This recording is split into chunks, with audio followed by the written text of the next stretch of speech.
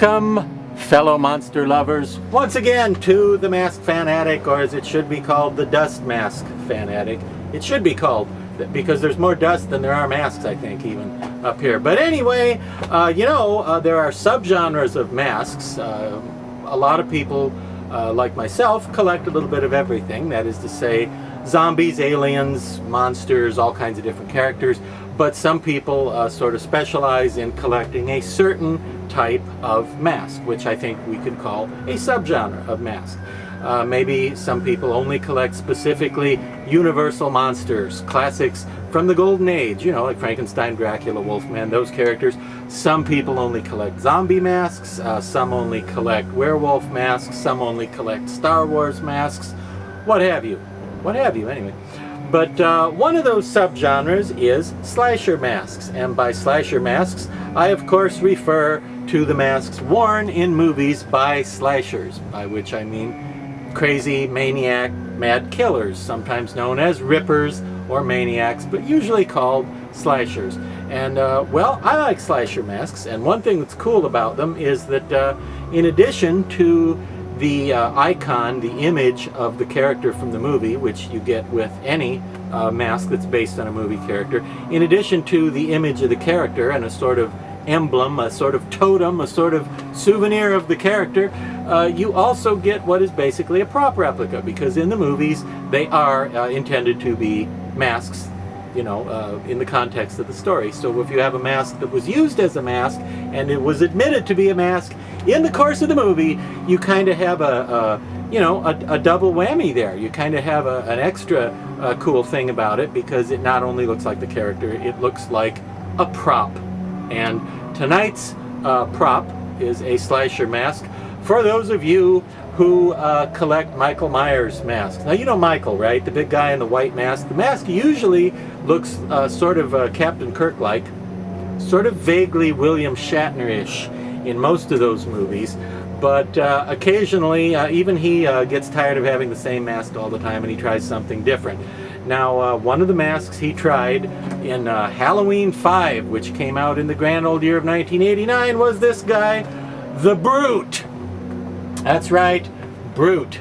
Now, our old friend Brute here, who incidentally is best known for his best-selling line of men's cologne and aftershave products. That's you, isn't it? I'm not going to argue with him. The Brute here was actually worn by Michael Myers, the character, in Halloween 5, but only briefly. There's a scene in which Michael Myers kills a guy, actually the town jerk. Haddonfield has really bad luck with guys named Michael, because as it happened, this complete jerk in Haddonfield was also named Michael. And, you know, usually Michael Myers does a bad thing, does a disservice to the world by killing people who should be allowed to live, like hardworking, devoted, honest police officers and hot teenage girls.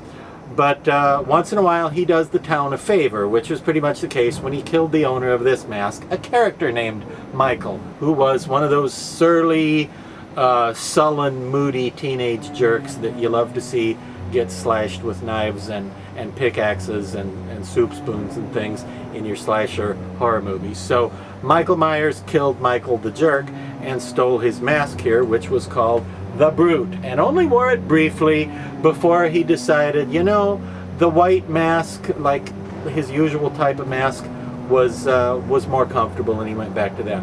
And by the way, interesting trivia about Michael Myers masks with relationship to the film Halloween 5. In the previous movie, Michael fell down a well at the end, and that was how it ended, and he was wearing a mask that looked quite a bit like William Shatner, with that same basic, it wasn't the same exact mask as in the first movie, but it was a similar set of features.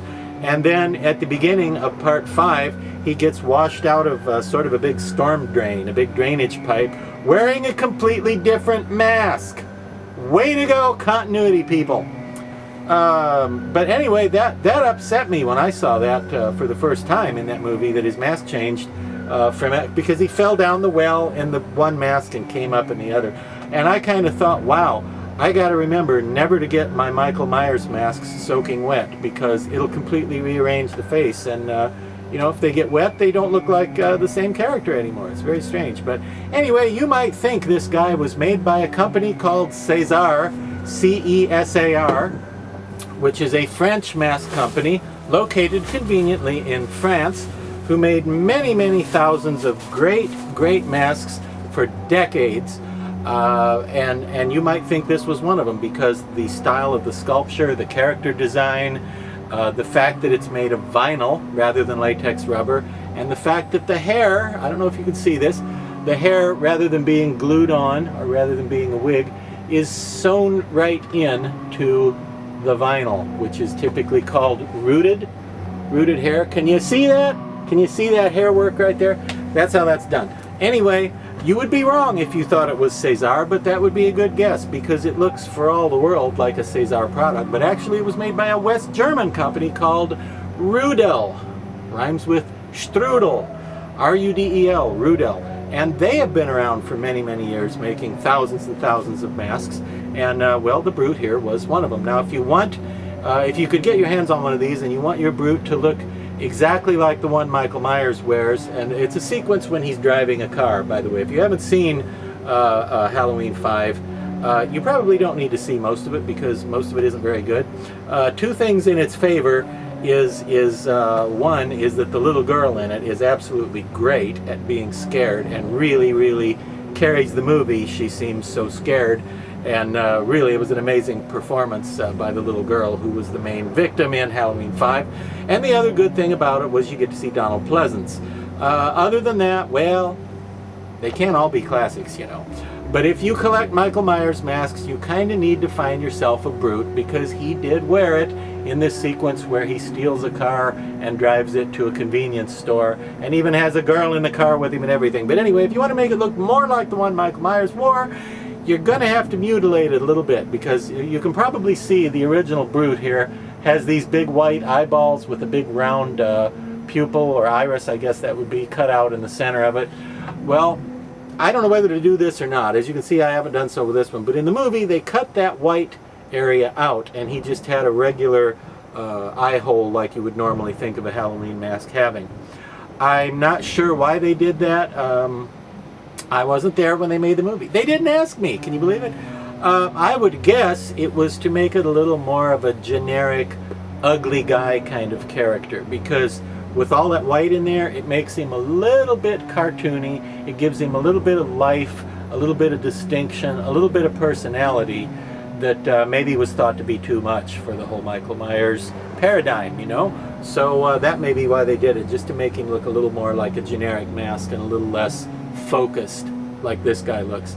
In any case, it's a great mask, I think. It's a cool mask, even if you don't know what it is. It would make a great gangster or henchman or a lot of tough guy kind of characters. It's a cool mask. Now, there have been some reproductions made over the years. One by Cemetery Gate Productions, which I've never seen one in person, and another one by Horror Sanctum, which I happen to have here. I think this came out around, when? 2010, I'm going to guess? Yeah. Now, the Horror Sanctum reproduction, as you can see, very close in terms of the sculpture. This being the real Rudel mask, and this being the prop replica from Horror Sanctum.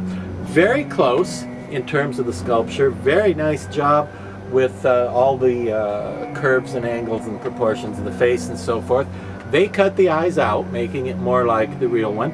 And instead of having that rooted sewn through the vinyl hair, these prop replica ones have glued on.